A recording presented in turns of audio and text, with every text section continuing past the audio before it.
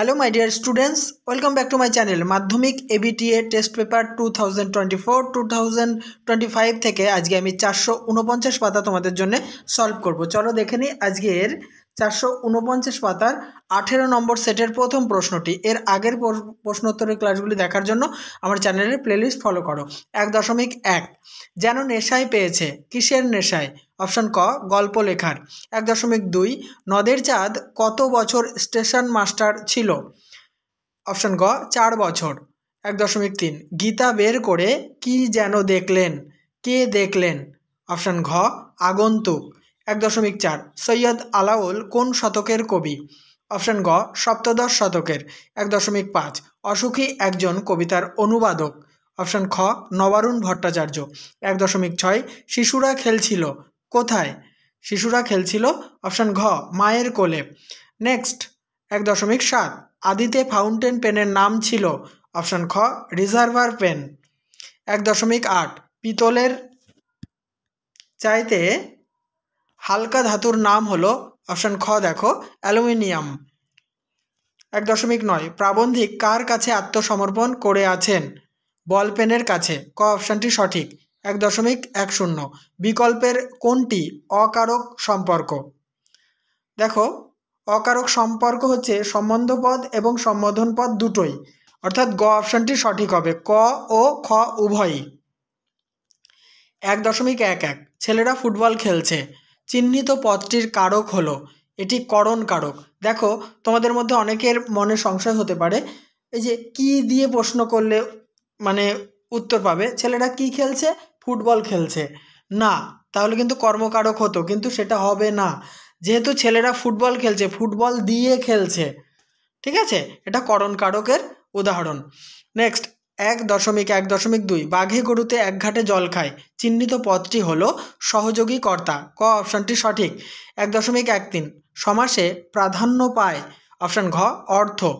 1.14 যদি মন দিয়ে পড়াশোনা করো তবে অবশ্যই ভালো ফল পাবে, এটি কি ধরনের বাক্য?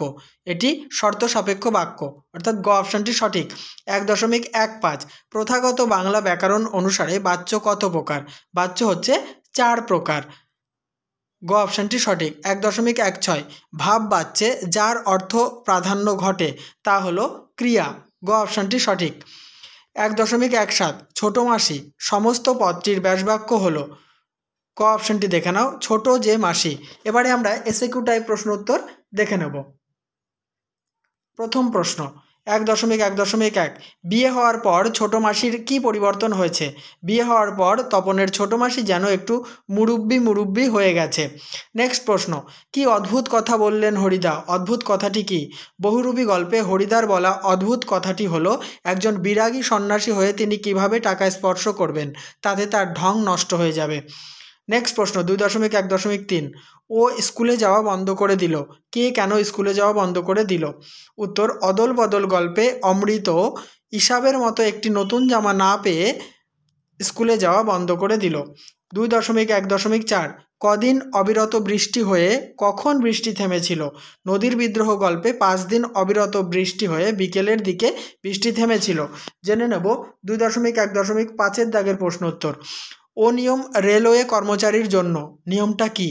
পথের দাবি গল্পে নিয়মটি হলো ট্রেনের ফার্স্ট ক্লাস প্যাসেঞ্জার হিসেবে কেউ রাতের ঘুমের বিঘ্ন ঘটাতে পারবে না, এই নিয়ম রেলওয়ে কর্মচারীর জন্য। 2.2.1 অসুখী একজন কবিতাটি পাবলো নেরুদার কোন কাব্যগ্রন্থের অন্তর্গত? অসুখী একজন কবিতাটি পাবলো নেরুদার এক্সট্রা ভ্যাগারিয়া কাব্যগ্রন্থের অন্তর্গত। পরের প্রশ্ন তবু তো কজন আছি বাকি, এ কথা বলার কারণ কি? উত্তর আয় আরও বেঁধে বেঁধে থাকি কবিতা অনুযায়ী এই রাজনৈতিক সামাজিক অবক্ষয়ের যুগে কিছু মানুষ এখনও মানবতাবাদী হিসেবে বেঁচে আছেন, সেই শুভবুদ্ধি সম্পন্ন মানুষগুলোকে নিয়ে কবি একত্রিত হয়ে হাতে হাত রেখে বাঁচার কথা বলেছেন। 2.2.3 এর প্রশ্ন দেখো সমুদ্র পাড়ে সেই মুহূর্তে কি ঘটেছিল? উত্তর সমুদ্র পাড়ে সেই মুহূর্তে মন্দিরে মন্দিরে পুজোর ঘণ্টা বেজে চলেছিল এবং দেবতার নামে আরাধনা চলছিল, এছাড়া শিশুরা মায়ের কোলে খেলা করছিল। 2.2.4 গান ও অস্ত্র শব্দ দুটির তাৎপর্য কী? গান সৃষ্টিশীলতা, মানবতা ও আন্তরিকতার প্রতীক, আর অস্ত্র অহিংসতা, হিংসা, বর্বরতা এবং ধ্বংসের প্রতীক। 2.2.5 হাসিবে মেঘবাহন। মেঘবাহন কে?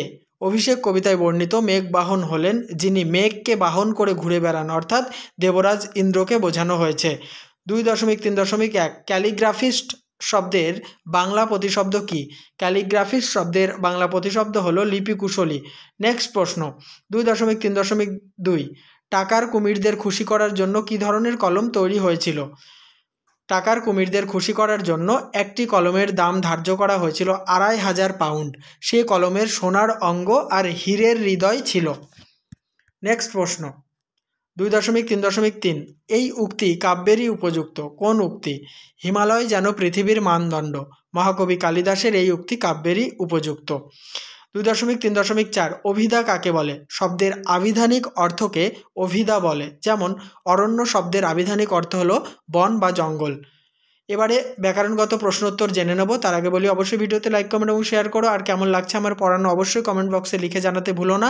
আমি কিন্তু প্রতিনিয়ত নিখুঁতভাবে চেষ্টা করছি তোমাদের কাছে প্রত্যেকটি সেট পৌঁছে দেওয়ার জন্য, তাই অবশ্যই আমার চ্যানেলের প্লেলিস্ট ফলো রেখো। 2.4.1 বাচ্য কাকে বলে? বাচ্য হলো বাক প্রকাশের ভঙ্গি। বাক্যের মধ্যে কর্তা, কর্ম ও ক্রিয়ার প্রাধান্য নানা রূপে বা নানা ভঙ্গিতে প্রকাশ হওয়াকে বাচ্য বলা হয়। পরের প্রশ্ন দ্বিগু সমাস কয় প্রকার ও কি কি? দ্বিগু সমাস 2 প্রকার, যথা সমাহার দ্বিগু ও তদ্ধিতাত্মক দ্বিগু। 2.4.3 ভারতবাসী মিথ্যা কথা বলতে এখনও শিখে নাই, জটিল বাক্যে পরিণত করো। যারা ভারতবাসী তারা মিথ্যা কথা বলতে এখনও শিখে নাই। 2.4.4 দাগের প্রশ্ন উত্তর কর্তৃকারকে এ বিভক্তির উদাহরণ দাও। দেখো রতনে রতন চেনে, এই যে রতনের তলায় দাগ, রতনে দেখো এ বিভক্তি আসছে, এটা হচ্ছে কর্তৃকারকে এ বিভক্তি। পরের প্রশ্ন 2.4.5 শশাঙ্ক ব্যাসবাক্য সহ সমাসের নাম লেখো। দেখো শশ মানে খরগোশ, ব্র্যাকেটে খরগোশ লিখেছি। অঙ্ক মানে সংখ্যা বা আঙুল। যার, তাহলে তোমরা লিখবে শশ অঙ্ক যার, ব্র্যাকেটে যেমন আছে তেমন দেবে, তাকে আমরা বলবো শশাঙ্ক। এটি বহুব্রীহি সমাস। 2.4.6 শূন্য বিভক্তি কাকে বলে? উদাহরণ দাও। বাক্যে ব্যবহৃত যে বিভক্তি শব্দের সঙ্গে যুক্ত হয়ে শব্দকে পদে পরিণত করে অথচ নিজে অপ্রকাশিত থাকে তাকে শূন্য বিভক্তি বলে। যেমন সুযোগ পেয়ে শ্যাম পালিয়ে গেল।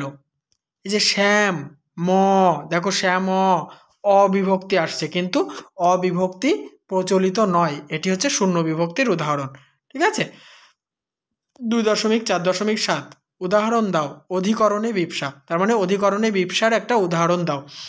ফাগুন লেগেছে বনে বনে, বনে বনের তলায় দাগ, এটা হচ্ছে অধিকরণে বিপসা।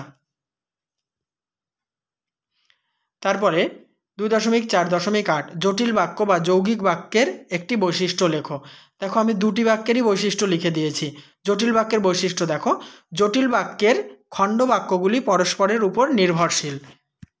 তারপর দেখো যৌগিক বাক্যের একটি বৈশিষ্ট্য, যৌগিক বাক্যে 2 বা ততোধিক স্বাধীন বাক্য সংযোজক অব্যয় দ্বারা পরস্পর যুক্ত হয়। 2.4.9 রবীন্দ্রনাথ গোড়া উপন্যাস রচনা করেছেন। মূল বিধেয় ও বিধেয় সম্প্রসারক নির্ণয় করো। এখানে মূল বিধেয় হচ্ছে রচনা করেছেন আর বিধেয় সম্প্রসারক হলো গোড়া উপন্যাস। নেক্সট 2.4.10 বন্যেরা বনে সুন্দর, শিশুরা মাতৃক ক্রোড়ে, অধিকরণ কারক নির্ণয় করো। দেখো এই যে বনে, এটা হচ্ছে স্থান বোঝাচ্ছে তাই অধিকরণ কারক, আর মাতৃক ক্রোড়ে মানে মায়ের কোলে, এটাও একটা স্থান বোঝাচ্ছে তাই এটাও অধিকরণ কারক। বনে এবং মাতৃক ক্রোড়ে শব্দ দুটি অধিকরণ কারক। এবার 9 দাগে যে বঙ্গানুবাদটি করতে দেওয়া হয়েছে আমি এক লাইন করে বলছি, তোমরা মিলিয়ে নাও।